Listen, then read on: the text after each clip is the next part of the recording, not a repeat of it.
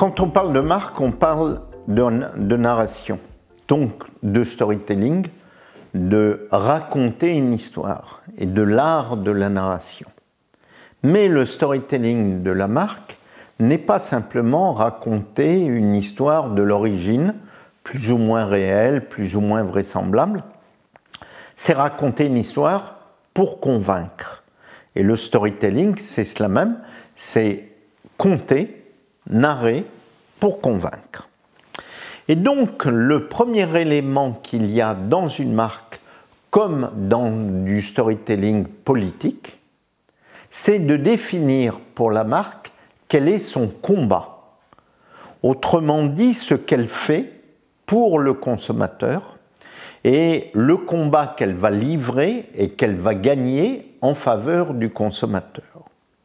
Et donc, puisqu'il y a combat, il y a d'abord ennemi. Et ça va être le premier travail de tout brand manager, de tout gestionnaire de marque, c'est de définir quel est l'ennemi, quel est le fléau contre lequel la marque va se battre.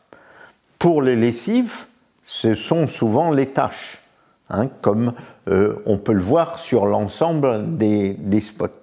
Mais pour d'autres marques, ça va être un combat d'une marque quasiment contre une autre marque. On voit bien Coca-Cola par rapport à Red Bull, où les deux vendent finalement de l'eau sucrée et du gaz. Mais au travers de cela, Coca-Cola nous explique que son combat, c'est pour une vie heureuse, c'est la petite fabrique du bonheur, et Coca se situe du côté des good boys. De l'autre côté, Red Bull, qui vend à peu près le même type de produit, mais encore plus cher que Coca-Cola, finalement est du côté des bad boys, de ceux qui ne veulent pas avoir une vie quotidienne comme tout le monde, qui sont dans le domaine de l'extrême et qui sont absolument opposés à cette logique de vie simple qui est celle de Coca-Cola. Donc, premier combat, premier élément, définir l'ennemi, définir le fléau, définir l'ennemi. Alors, naturellement, lorsque l'on parle de combat de marque dans une catégorie, plusieurs marques vont vouloir définir quelquefois un fléau qui va être le même, qui sera identique. Et donc, à partir de ce fléau et cette recherche de fléau, il va falloir que les gens qui vont travailler sur la narration, sur le storytelling de la marque, s'interrogent si le fléau qu'ils ont choisi, la bataille et le combat de la marque sera celui où la marque sera la plus légitime par rapport à ses concurrentes. Puisqu'en fait, si elle n'est pas la plus légitime, eh bien tout le combat en communication, en narration qu'elle va mener, va servir pour une marque concurrente. C'est la raison pour laquelle, lorsque l'on parle de marque, on parle généralement de différenciation, donc de différence par rapport aux marques concurrentes et de différence surtout de combat qui va être mené par cette marque par rapport à d'autres marques. Woolit lutte contre non pas les taches, mais contre le fait de malmener des produits délicats. Ariel va lutter de premier abord contre les taches avec un certain nombre d'adjuvants qu'elle va apporter et de molécules qu'il y a dans la lessive. Décider d'un combat est une bonne chose. Encore faut-il prouver qu'on va être capable de mener et de gagner ce combat. C'est ce qu'on appelle dans le schéma narratif, et ce que les linguistes appellent dans le schéma narratif, l'adjuvant. Celui qui aide la marque à gagner son combat, à être meilleur que les autres. Ce qu'on appelle en communication quelquefois la reason why, qui est l'élément concret qui fait que la marque va montrer qu'elle est plus capable que les autres de gagner ce combat. Si on reste dans le monde des lessives, on s'aperçoit que les lessives utilisent souvent des petits points bleus, des petits points rouges qui expriment les enzymes, qui expriment la matière active. On sait très bien qu'en chimie, on n'a pas besoin de colorer en rouge ou en bleu pour avoir de la matière active. Mais c'est immédiatement visible par le consommateur.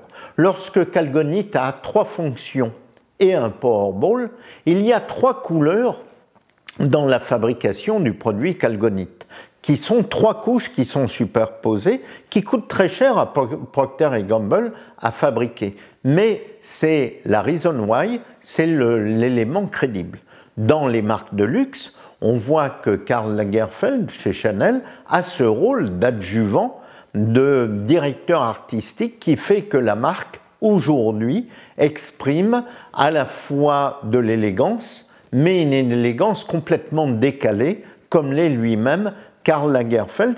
Et donc, c'est un élément concret, visible, et pas simplement un concept immatériel qui est dans la reason why, dans l'adjuvant de la marque qui va gagner son combat. Dans cette baguette magique, elle est complètement visible et tangible. Lorsque la marque aura défini quel est son fléau, quel est l'ennemi contre lequel elle se bat, ou contre une autre marque, lorsqu'il y a une marque leader qui exprime un fléau ou une catégorie au sein d'un marché, eh bien, lorsqu'elle aura défini quel est son adjuvant, quelle est sa reason why, eh bien, globalement, elle aura la matière première pour définir ce qu'est sa mission et ce qu'on va écrire sous forme d'une phrase en disant, ben voilà, cette marque se donne pour mission de faire cela pour ses consommateurs.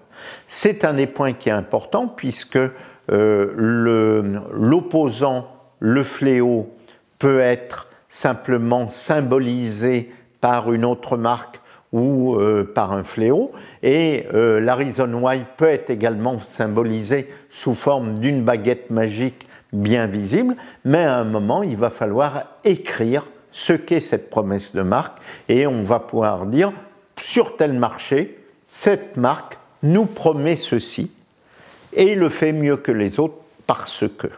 Alors naturellement, c'est là où la marque rejoint le marketing. Une marque ne s'adresse ou s'adresse rarement à tout le monde. Même si elle s'adresse à beaucoup de gens, il y a toujours un cœur de cible. Et c'est à ce cœur de cible qu'elle doit parler précisément.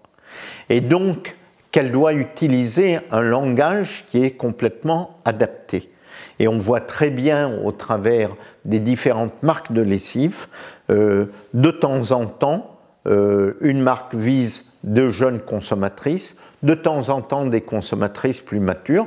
Dans le domaine des voitures, naturellement, on voit bien les différences de consommateurs qu'il peut y avoir. Est-ce que ce sont des familles? Est-ce que c'est un jeune célibataire brillant? Est-ce que ça va être un couple, etc.